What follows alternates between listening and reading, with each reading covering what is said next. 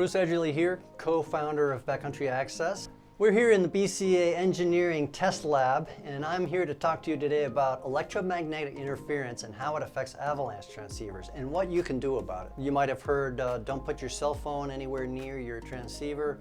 Don't even put an energy bar wrapper near your transceiver. Well, some of this is legit and some of it's not. Keep in mind there's a big difference between when your transceiver is in transmit mode and when it's in search mode. In transmit mode, if you have an electrical device or a metallic device near your transceiver, it might cause your transmitting transceiver to use up a little more battery power. In search mode, you want to be a little bit more careful because what can happen is an active electronic device near your searching transceiver can create false triggers, so misleading distance and directional displays.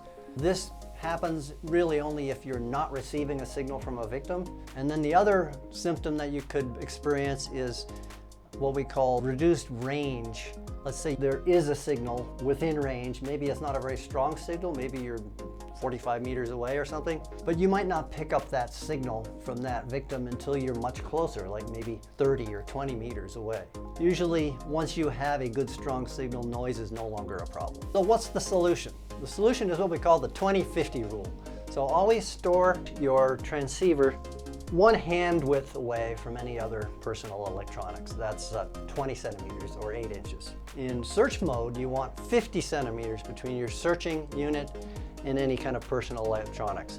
That's 1 arm's length. And that's good technique anyways, because you want to keep your head up and look for surface clues while you're using your transceiver anyways. What about things that are actually on that arm that you're searching with, like heated gloves, or a smartwatch, or even an Aura ring?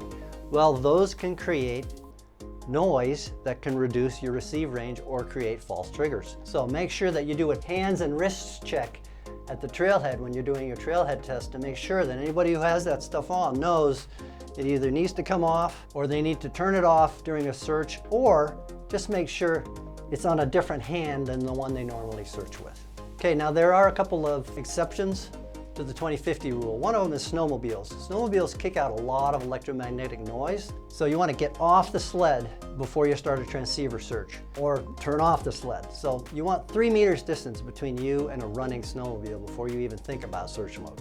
Another exception to the 20-50 rule is environmental noise. This is noise that's coming from things not on your body, but electrical generating equipment, or underground or overhead power lines, or even electrical storms coming from the clouds. These things can all either reduce your receive range or create false triggers if you don't have a signal coming in.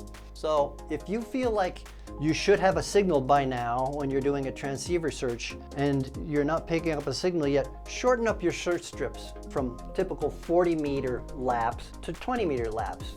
And that way you're not going to miss a victim. Another ground rule is if you do have a signal and it's acting kind of erratically and it's jumping around, don't commit to that signal right off the bat. Keep going until it gets down to 35 meters or less, and you'll see if it's a legitimate signal coming from a victim, then it'll become much clearer once you get closer.